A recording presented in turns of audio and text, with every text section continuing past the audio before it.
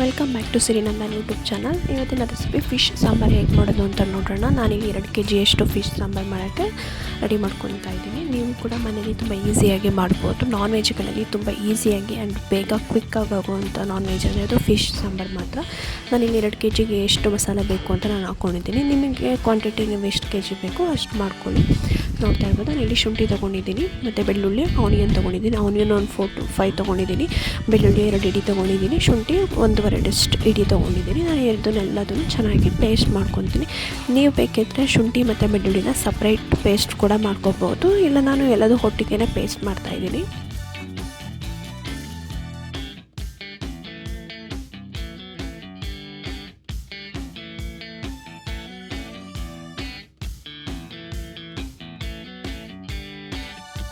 Nice paste ಮಾಡ್ಕೊಳ್ಳಿ. ನಾನೀಗ ಒಂದು ಅಲ್ಯೂಮಿನಿಯಂ ಪಾತ್ರೆ ತೊಗೊಂಡು ಅದಕ್ಕೆ ನಾನಿಲ್ಲಿ ಸನ್ಫ್ಲವರ್ ಆಯಿಲ್ ಹಾಕ್ಕೊತಾ ಇದ್ದೀನಿ.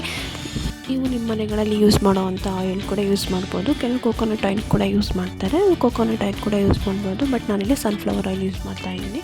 ನಾನು ಆವಾಗಲೇ ಪೇಸ್ಟ್ ಮಾಡಿ ಇಟ್ಕೊಂಡಿರೋವಂಥ garlic, ginger and onion paste ಕೂಡ ನಾನಿಲ್ಲಿ ಆಯಿಲ್ಗೆ ಹಾಕ್ಕೊಂಡು ಚೆನ್ನಾಗಿ ಮಿಕ್ಸ್ ಮಾಡ್ಕೊತೀನಿ. ಆಯಿಲಲ್ಲಿ ಪೇಸ್ಟ್ ಯಾವಾಗಲೂ ಚೆನ್ನಾಗಿ ಸ್ವಲ್ಪ ಕುಕ್ ಆಗಿದ್ರೆ ಟೇಸ್ಟ್ ಯಾವಾಗಲೂ ಕೂಡ ಚೆನ್ನಾಗಿರುತ್ತೆ. ನಾನಿಲ್ಲಿ ಟರ್ಮರಿಕ್ ಪೌಡರ್ ಕೂಡ ಸ್ವಲ್ಪ ಹಾಕ್ಕೊತಾ ಇದ್ದೀನಿ. ನಾನು ಆಲ್ರೆಡಿ ಮೊದಲೇ ಫಿಶ್ಶಿಗೆ ಸ್ವಲ್ಪ ಹಾಕಿರೋದ್ರಿಂದ ಲೈಟಾಗಿ ಹಾಕ್ಕೊತಾ ಇದ್ದೀನಿ ಇಲ್ಲಿ ಟರ್ಮರಿಕ್ ಪೌಡರ್ನ. ಇಲ್ಲಿ ನಾವು ಫಿಶ್ ಸಾಂಬಾರಿಗೆ ಕಾಯಿ ಮಸಾಲೆ ಏನೇನು ರೆಡಿ ಮಾಡ್ಕೋಬೇಕು ಅಂತ ತೋರಿಸ್ತೀನಿ ನೋಡಿ. ನಾನಿಲ್ಲಿ ಚಿಕ್ಕದಾಗಿ ಕಾಯಿ ತೊಗೊಂಡಿದ್ದೀನಿ. ಇದಕ್ಕೆ ಸ್ವಲ್ಪ ಕಡಲೆ ಹಾಕ್ಕೊತಿದ್ದೀನಿ, 2 ಇಡಿಯಷ್ಟು ಕಡಲೆ ಹಾಕ್ಕೊತಾ ಇದ್ದೀನಿ.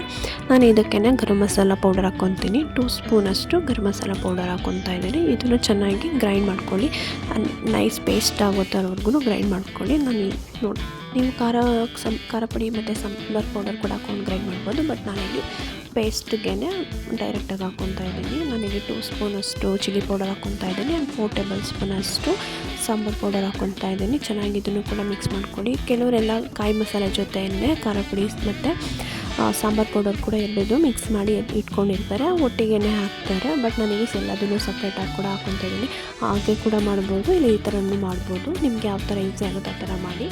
ನಾನಿಲ್ಲಿ ಇವಾಗ ಇದು ಸ್ವಲ್ಪ ಕುಕ್ಕಾಗಿದೆ, ಖಾರ ಪುಡಿ ಮತ್ತು ಸಾಂಬಾರು ಪುಡಿ. ನಾನು ಆವಾಗಲೇ ಕಾಯಿ ಮಸಾಲೆ ಎಲ್ಲದನ್ನು ರುಬ್ಬಿಟ್ಕೊಂಡಿರೋವಂಥದ್ದನ್ನು ನಾನಿಲ್ಲಿ ಹಾಕ್ಕೊತಾ ಇದ್ದೀನಿ. ಖಾರಕ್ಕೆ ಮಿಕ್ಸ್ ಮಾಡ್ಕೊಂಡು ಇದಕ್ಕೆ ಸ್ವಲ್ಪ ನಾನು ವಾಟರ್ ಕೂಡ ಆ್ಯಡ್ ಮಾಡ್ಕೊತೀನಿ.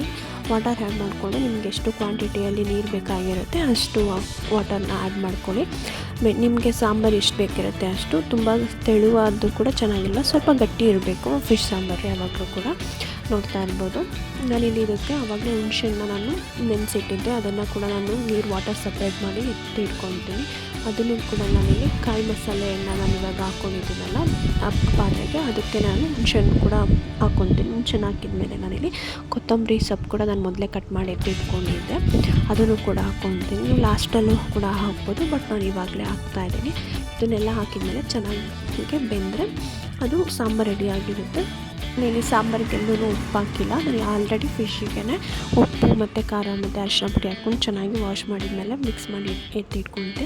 ಅದನ್ನು ಇವಾಗ ಸಾಂಬಾರೆಲ್ಲ ಚೆನ್ನಾಗಿ ಬೆಂದ ಮೇಲೆ ಒಂದೊಂದನ್ನು ತೆಗೆದುಬಿಟ್ಟು ನಾನು ಸಾಂಬಾರಿಗೆ ಹಾಕ್ಕೊತಾ ಇದ್ದೀನಿ. ಫಿಶ್ಶು ಸಾಂಬಾರಲ್ಲಿ ಜಾಸ್ತಿ ಇವತ್ತು ಬೆಂದರೆ ಫುಲ್ ಸ್ಮ್ಯಾಶ್ ಥರ ಆಗಿಬಿಡುತ್ತೆ. ಜಸ್ಟ್ ಹಾಕಿ 2 ನಿಮಿಷಕ್ಕೆಲ್ಲ ಆಫ್ ಮಾಡಿದರೆ ಸಾಕು, ಫಿಶ್ ರೆಡಿಯಾಗಿರುತ್ತೆ. ನಿಮಗೇನಾದರೂ ಈ ರೆಸಿಪಿ ಇಷ್ಟ ಆಗಿದ್ದರೆ ನೀವು ಕಮೆಂಟ್ ಮಾಡಿ. ಆ ಫಿಶ್ನ ಸಪ್ರೇಟಾಗಿ ಒಂದೊಂದೇ ಸಿಂಗಲ್ ಪೀಸ್ ತೊಗೊಂಡು ಸಾಂಬಾರು ಒಳಗಡೆ ಹಾಕ್ಕೊಬೇಕು. ಎಲ್ಲದನ್ನು ಒಂದೇ ಸಲ ಹಾಕಿದರೆ ಜಾಸ್ತಿ ರೊಟೇಟ್ ಮಾಡೋದಕ್ಕೂ ಆಗೋಲ್ಲ. ಹಾಗಾಗಿ ಲೈಟಾಗಿ ಒಂದೊಂದೇ ತೆಗೆದು ಎಲ್ಲೆಲ್ಲಿ ಪ್ಲೇಸ್ ಇದೆ ಅಲ್ಲಿಗೆ ಇಟ್ಬಿಟ್ಟು ಸ್ವಲ್ಪ ಲೈಟಾಗಿ ರೊಟೇಟ್ ಮಾಡಿಬಿಟ್ಟು ಅದನ್ನು ಲಿಡ್ ಕ್ಲೋಸ್ ಮಾಡಿ ಒಂದು 2 ನಿಮಿಷ ಬೆಂದರೆ ಅದು ಸಾಂಬಾರು ರೆಡಿಯಾಗಿದೆ ಅಂತ. ನಿಮಗೆ ಈ ರೆಸಿಪಿ ಇಷ್ಟ ಆಗಿದೆ ಶೇರ್ ಮಾಡಿ ಆ್ಯಂಡ್ ಸಬ್ಸ್ಕ್ರೈಬ್ ಮಾಡಿ. Thank you.